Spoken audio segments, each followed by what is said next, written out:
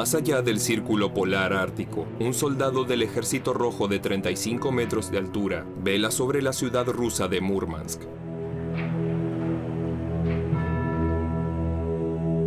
Múrmansk está situada en el noroeste del país y alberga el mayor puerto del Ártico ruso. También alberga una enorme base naval, donde están estacionados la mitad de los submarinos nucleares de la Armada y una flota de rompehielos nucleares.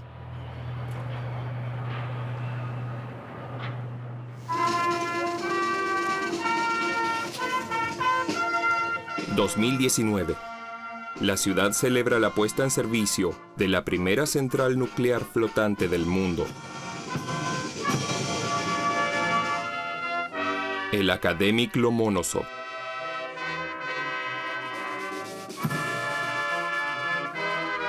Entre las personalidades que asisten a la celebración está Alexei Likachev, director general de la Corporación Estatal de Energía Atómica, Rosatom.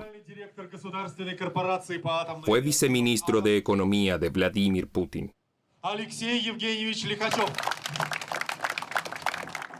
Buenos días, queridos invitados, amigos y colegas.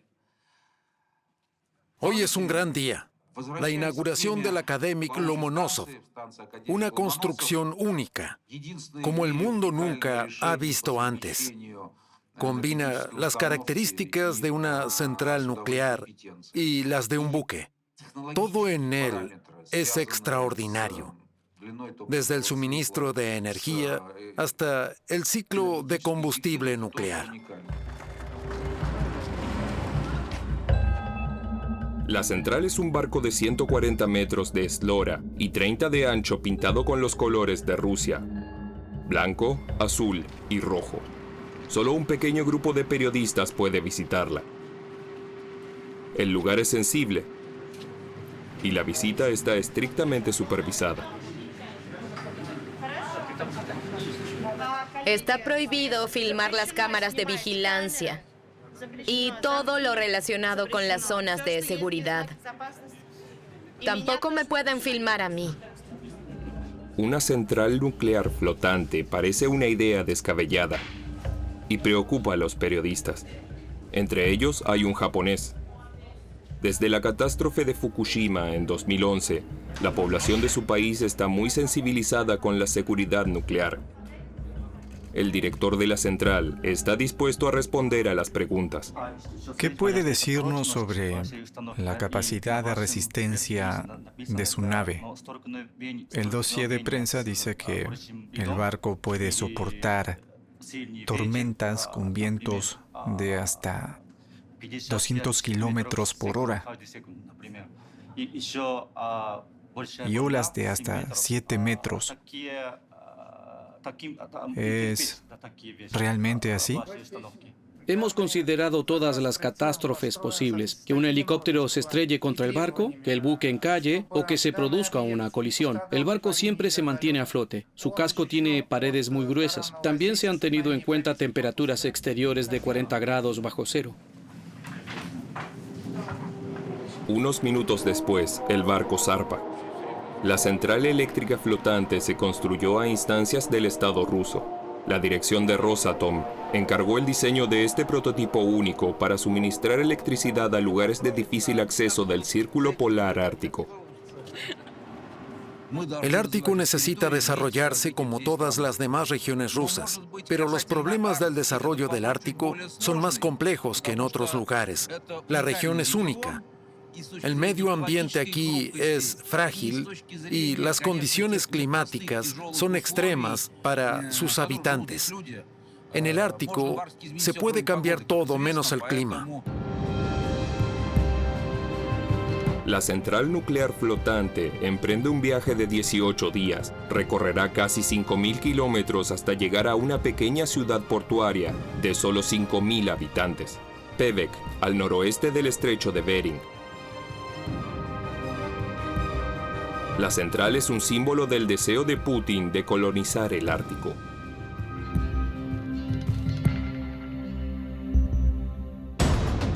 El Ártico es el nuevo El Dorado.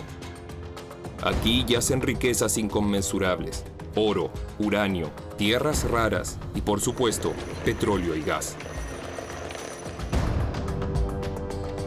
El Ártico despierta la codicia de los 8 países vecinos, entre ellos Estados Unidos y Rusia, que posee la mayor superficie de esta región. Especialmente porque los recursos minerales aquí almacenados son cada vez más accesibles debido al calentamiento global. En los últimos 40 años, la extensión del hielo marino del Ártico ha perdido más del 40% de su superficie durante su mínimo estacional. Esto permite abrir nuevas rutas de navegación y facilita la explotación de los recursos minerales. 2 años después de abandonar el puesto de Murmansk, nos permitieron volver a visitar la central nuclear flotante. Esto fue antes de la guerra de Ucrania. Para llegar a la periferia del Ártico ruso, necesitamos 2 días de viaje y no menos de 4 aviones.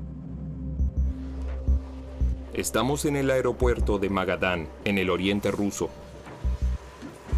Rosatom ha fletado un avión especial para el último tramo. Un viejo Antonov de los años 80. Una reliquia soviética.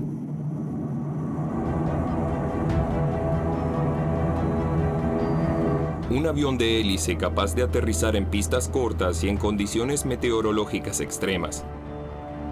A bordo van responsables de Rosatom y una docena de periodistas. Algunos occidentales, pero también rusos, ya que es la primera vez que se permite la visita de medios de comunicación.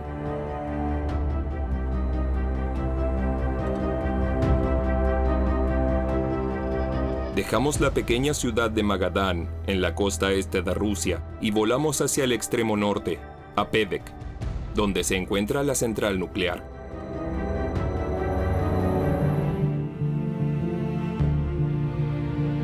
Pevek se ubica al borde del océano Ártico. La población vive en coloridos edificios de 5 plantas. Durante 3 meses al año, la ciudad se sumerge en la noche polar. Las condiciones meteorológicas son extremas. En invierno la temperatura es de 40 grados bajo cero y los vientos gélidos alcanzan los 200 kilómetros por hora.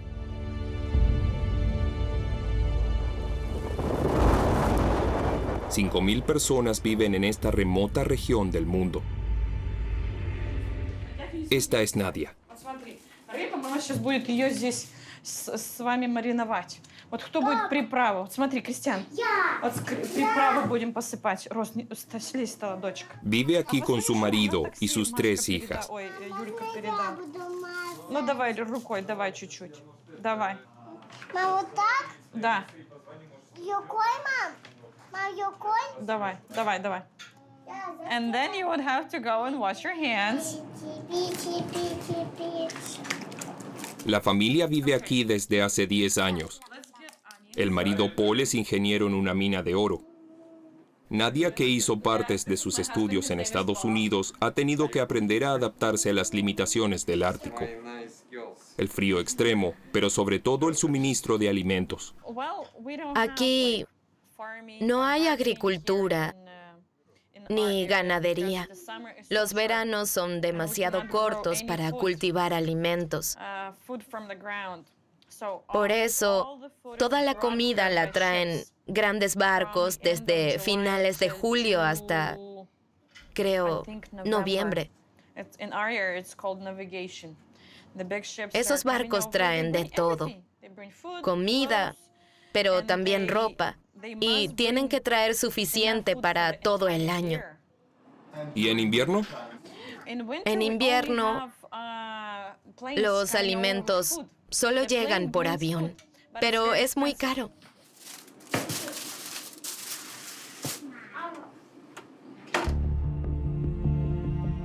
El Estado quiere animar a los rusos a instalarse en Pevek para explotar los yacimientos de oro y uranio de la región.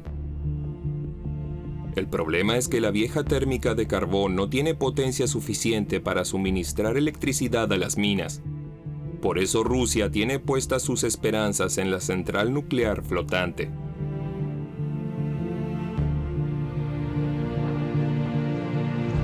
El barco está amarrado a un pontón especial. Se utilizan brazos articulados para estabilizarlo en caso de que suba el nivel del mar. El reactor se activó en diciembre de 2019. El interior está surcado por un laberinto de pasillos y tuberías.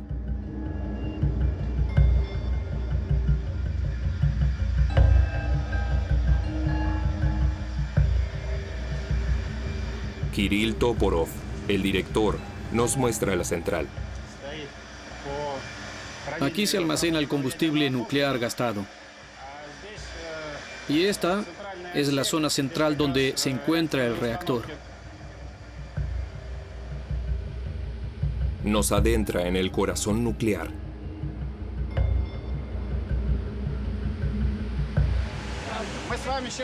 Estamos en la sala de máquinas número 1, en el lado derecho de la nave. Aquí se encuentran los equipos más importantes para generar energía: la turbina y el generador eléctrico. ¿Y el reactor? El reactor está allí detrás, al otro lado del muro.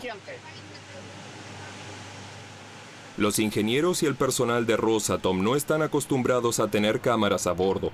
Por eso están un poco nerviosos. Están filmando en el piso superior. Hay que avisar al director de seguridad. Comprobaremos lo que se puede mostrar y lo que no. Filmar las zonas de ocio de los empleados, como el gimnasio, no supone en cambio ningún problema. Un total de 130 personas trabajan aquí a tiempo completo. Algunos duermen en la zona portuaria, otros en la central.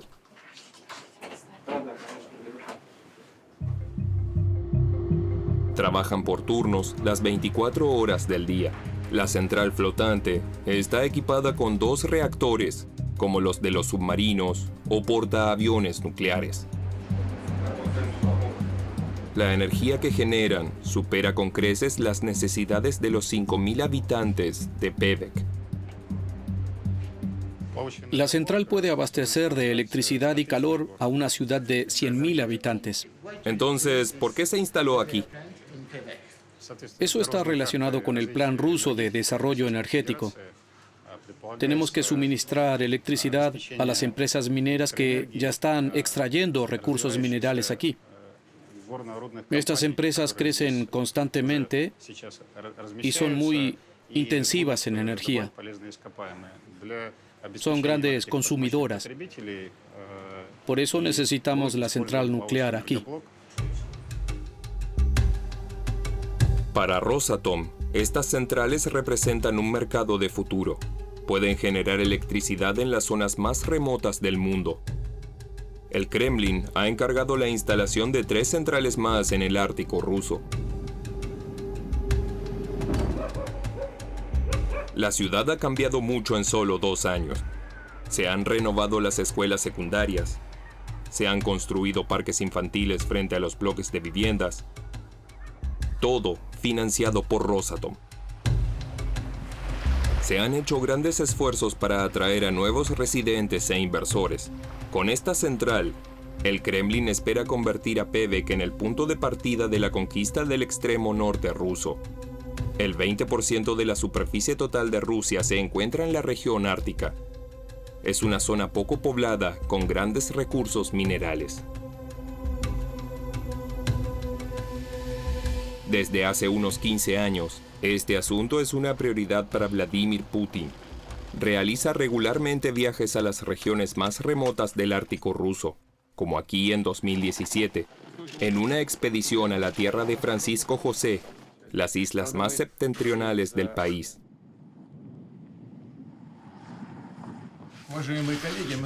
Allí vuelve a explicar sus intenciones.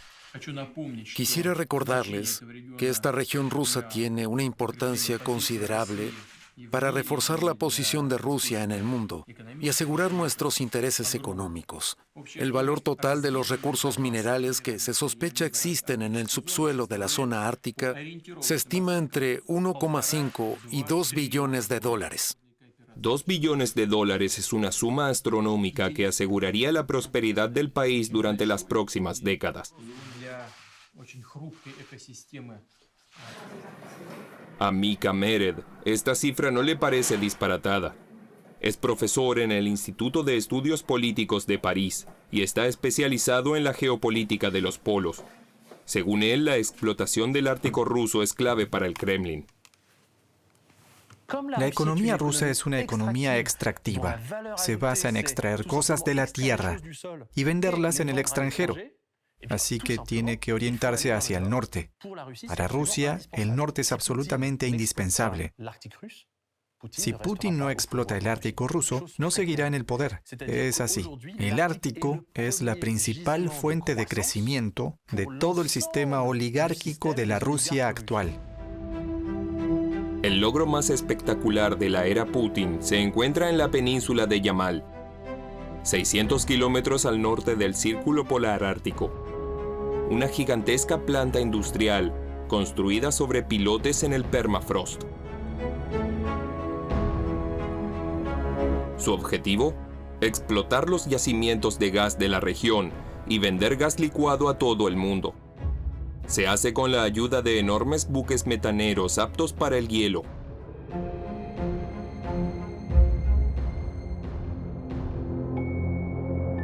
En Yamal, las temperaturas caen a 40 grados bajo cero en invierno, y durante 4 meses, la noche polar envuelve la península.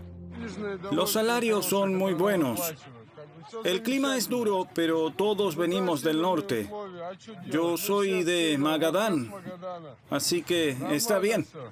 Estamos orgullosos. Rusia es cada vez más próspera. Se tardó 5 años en construir. En 2017, Vladimir Putin vino en persona a inaugurar la planta. Con este proyecto, demostró que Rusia puede construir enormes infraestructuras industriales en la zona polar. ¿Vio alguna aurora boreal al venir? No, solo las luces de su fábrica. Una aurora de alta tecnología. ¿Le impresionó?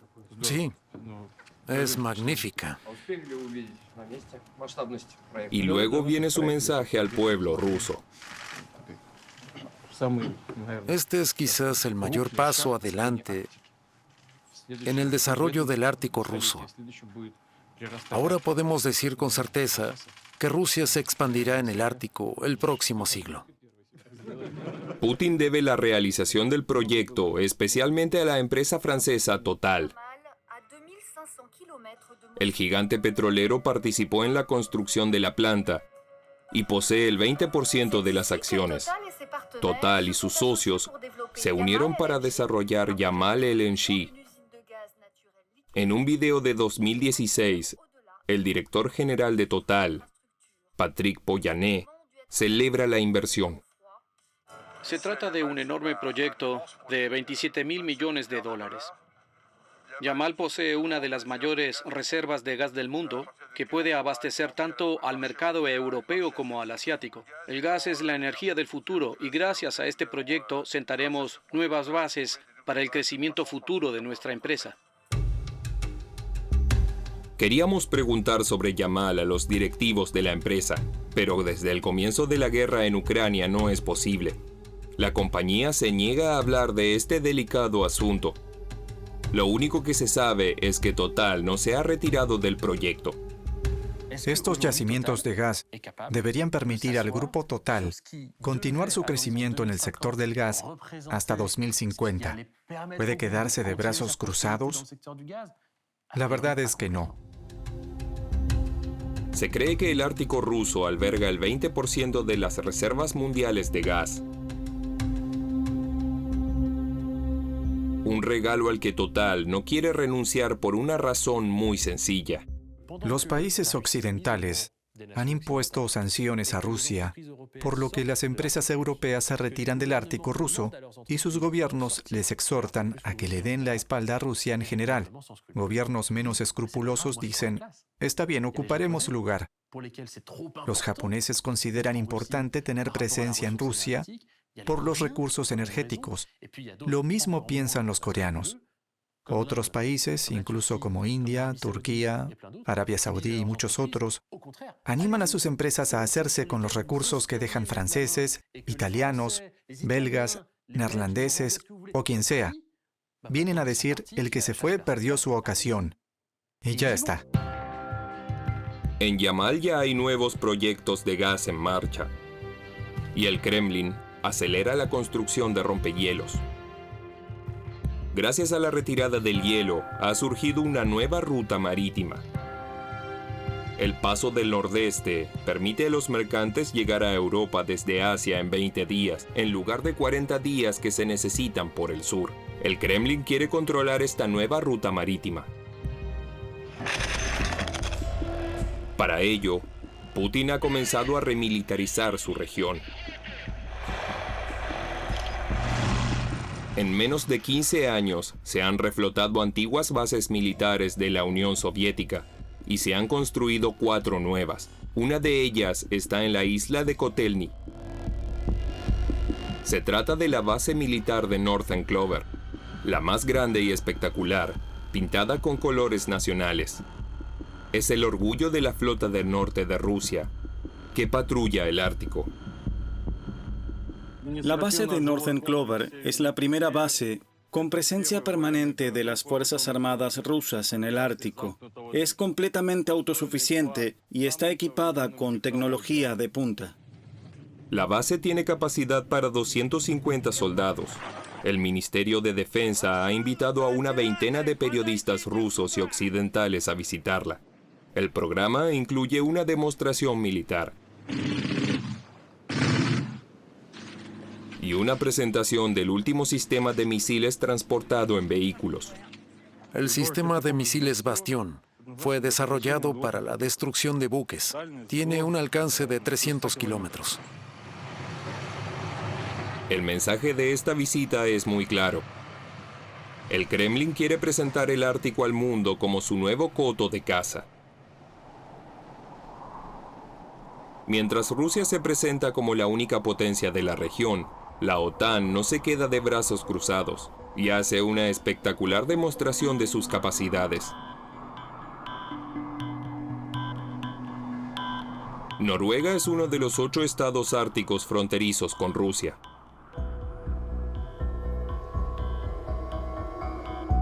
Marzo de 2022. Un mes después del ataque ruso a Ucrania. El buque de guerra francés Dixmude se encuentra en el fiordo noruego.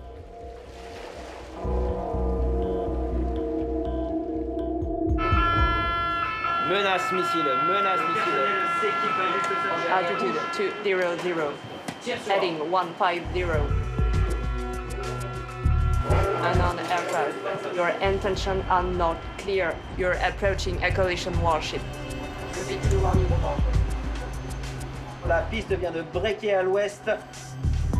Fin de la menace. Fin de la alerta y del ejercicio.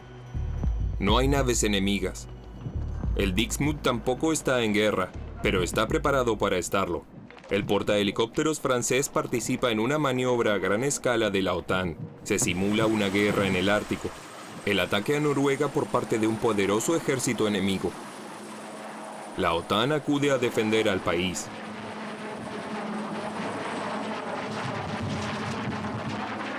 La misión se denomina Cold Response.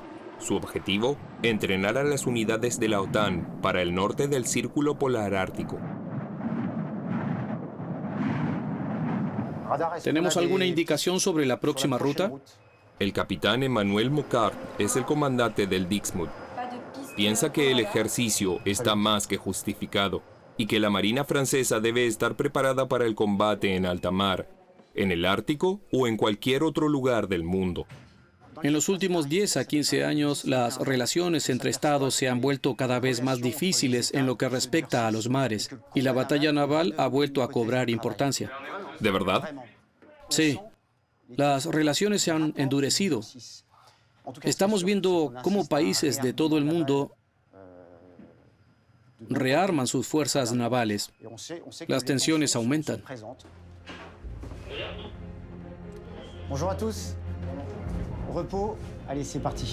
El capitán quiere llevar a cabo una operación en los fiordos, el desembarco de un regimiento francés en la costa noruega.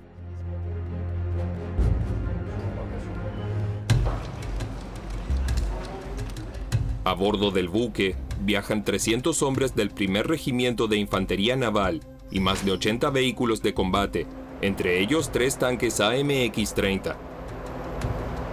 El Dixmude no es solo un portahelicópteros, también cuenta con lanchas de desembarco. Incluso con los tanques a bordo, cruzan el fiordo a casi 50 kilómetros por hora.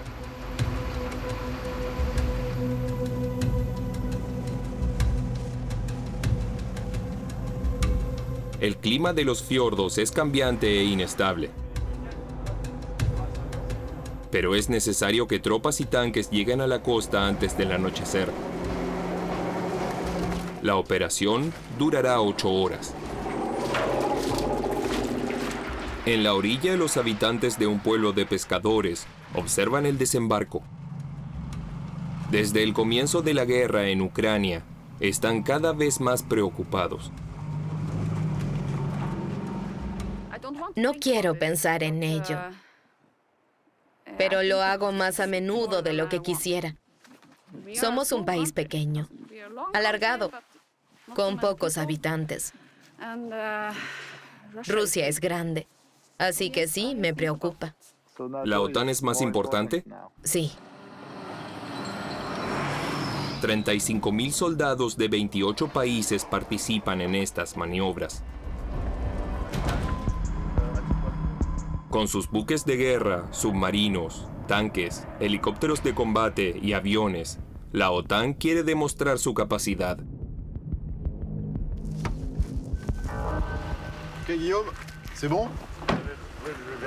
Para el coronel Le Gouvelot, que dirige la operación francesa, el reto no consiste únicamente en adaptarse a las condiciones climáticas extremas de la región. Opina que tras años de guerra contra grupos terroristas, el ejército francés debe prepararse para enfrentarse de nuevo a ejércitos regulares, modernos y bien equipados. Hemos realizado operaciones en África, en Afganistán, etc.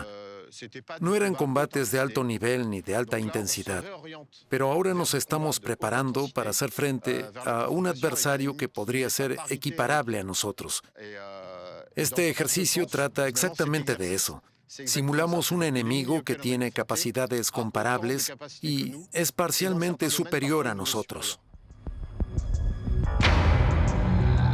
Cuando se dice un enemigo, todo el mundo piensa, por supuesto, en Rusia. Pero por diplomacia, ninguno de los militares participantes lo dice. En el Ministerio de Defensa de París son más directos. Para el general Lani, vocero del Estado Mayor, el despliegue de las Fuerzas Armadas es un mensaje directo a Moscú.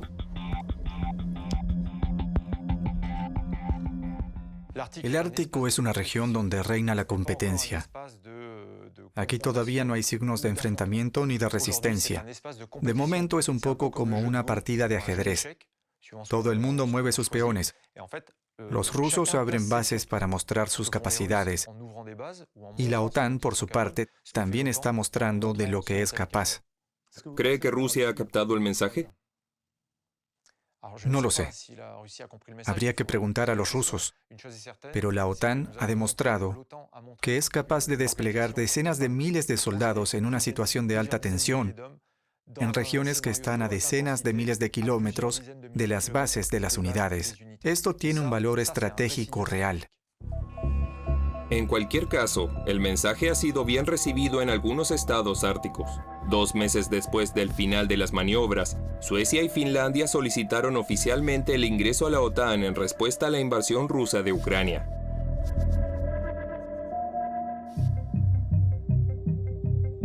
Pero Rusia está presente en otros lugares del Ártico de forma menos llamativa. La OTAN ve con preocupación 2 asentamientos rusos en territorio noruego. Se trata de Barentsburg y Pyramiden, en Svalbard.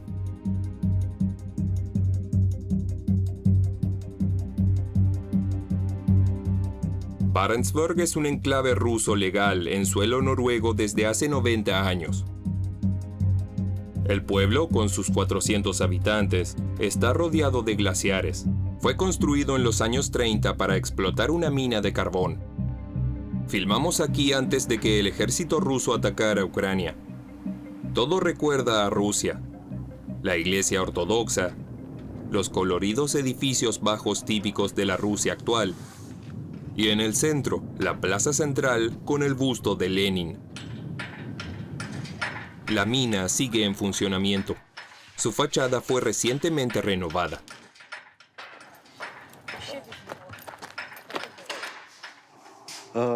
Hola, me llamo Ruslan. Soy minero. Esta es la sala de las lámparas, donde recargamos las pilas de nuestras lámparas. Ruslan es ruso. Es ingeniero jefe y trabaja desde hace 3 años en la mina de Barentsburg. ¿Le gusta a la gente este trabajo? Claro que sí. Cuando llevas unos años trabajando aquí, no te cansas de la mina.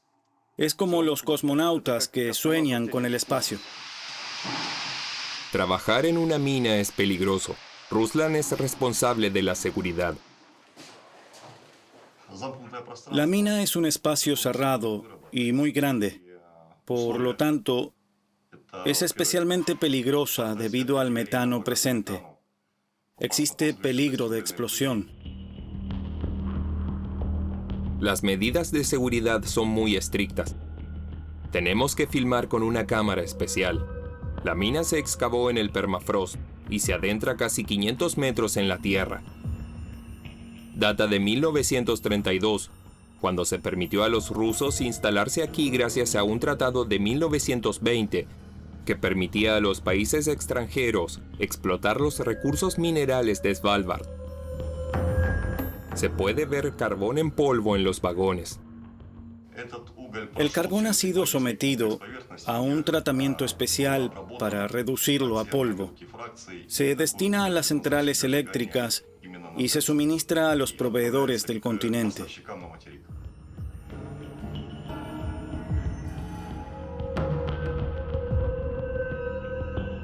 Aquí trabajan 130 mineros las 24 horas del día. Para que el empleo les resulte atractivo, Rusia paga buenos salarios. Pero la mina no es rentable desde hace años. El carbón es escaso y de mala calidad. Se utiliza principalmente para suministrar calefacción y electricidad a la propia ciudad. Pero los rusos nunca renunciarán a esta posición estratégica en suelo de la OTAN.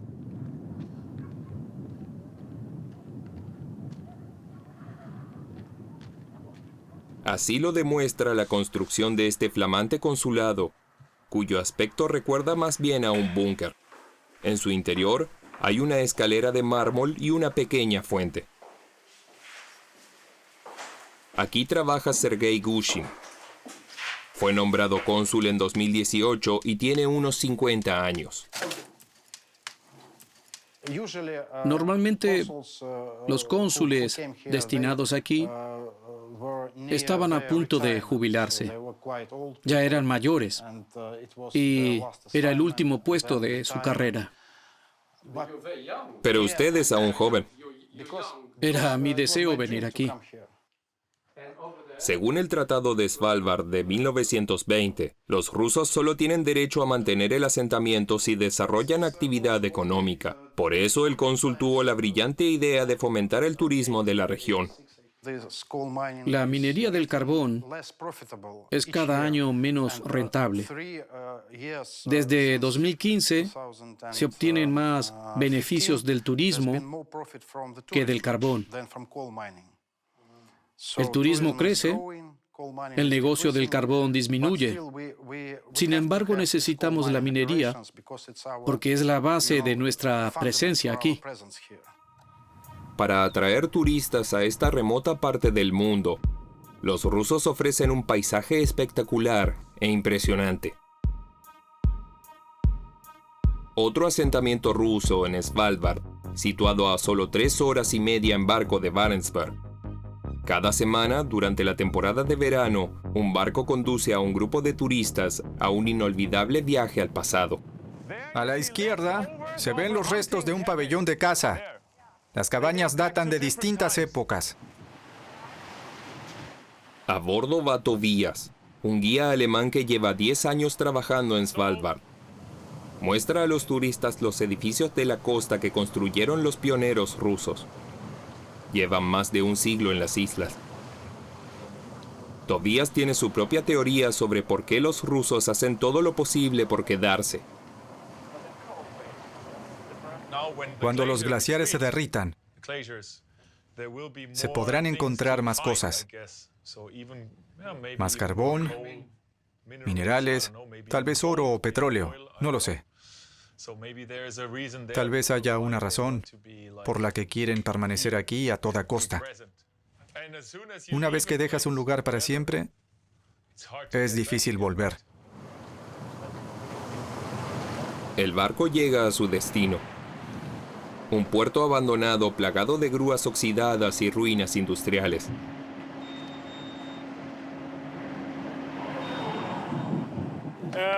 Bienvenidos a Rusia.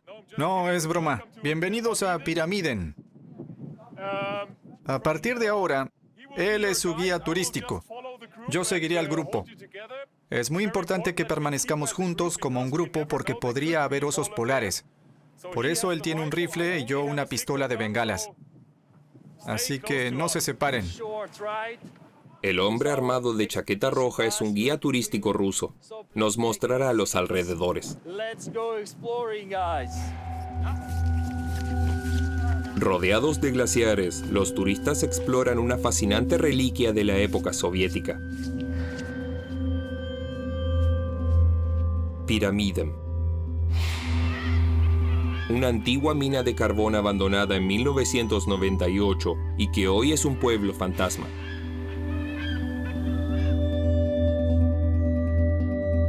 Aquí, el tiempo se ha detenido. En el pasado llegaron a vivir en este inhóspito paraje hasta 1000 personas. Hoy, una empresa rusa gestiona el yacimiento que se ha convertido en una atracción turística.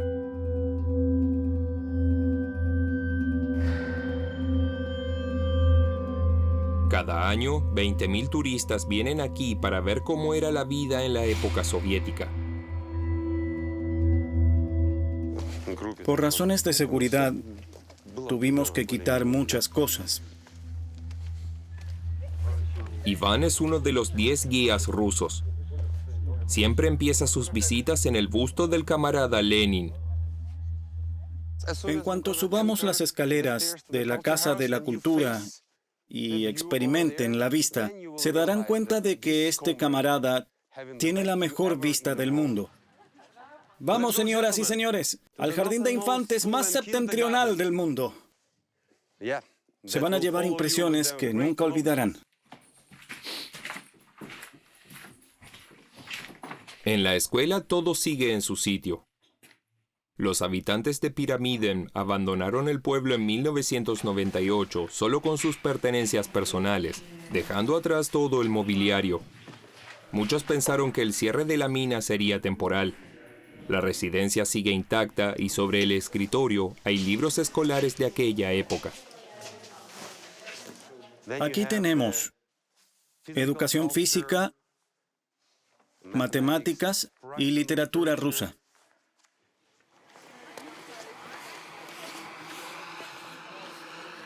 Aquí se ha detenido el tiempo. Tiene algo especial, pero me pregunto, ¿cómo era vivir realmente aquí? ¿Se refiere a la época soviética? Sí, si era agradable o solo lo parecía.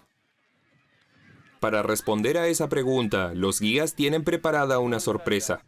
El cine de Pyramiden, que alberga un verdadero tesoro. Esto es todo lo que quedará de nosotros cuando ya no existamos. Aquí se guardan unas 600 películas de la época soviética. Un tesoro inconmensurable de información, perfectamente conservado gracias al frío extremo. Stanislav es el responsable de la restauración de estas películas. Stanislav escala como Spider-Man.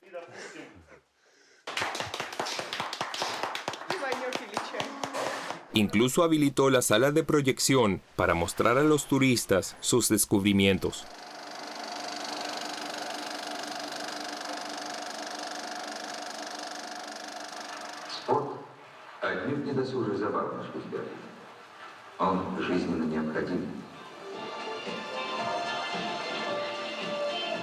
Películas propagandísticas de los años 80 animaban a los rusos a venir a Piramiden a trabajar. Prometían la vida perfecta.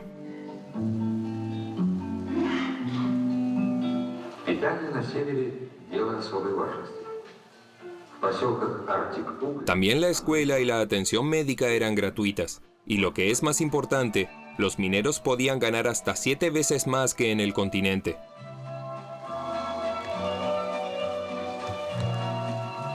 Tras la película, los turistas disfrutan de una actuación musical.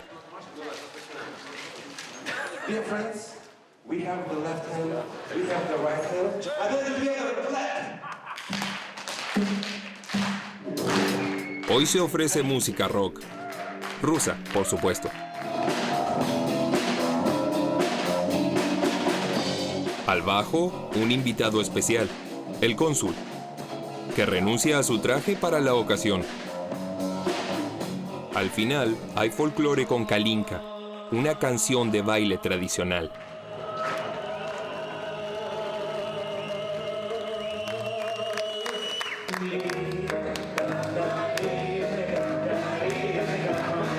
Pero todo eso era antes de la guerra en Ucrania. Hoy en día apenas hay turistas, ya que los barcos noruegos ya no llegan a este destino. Pero los rusos no se echan atrás y parecen más decididos que nunca a mantener este puesto avanzado en suelo occidental.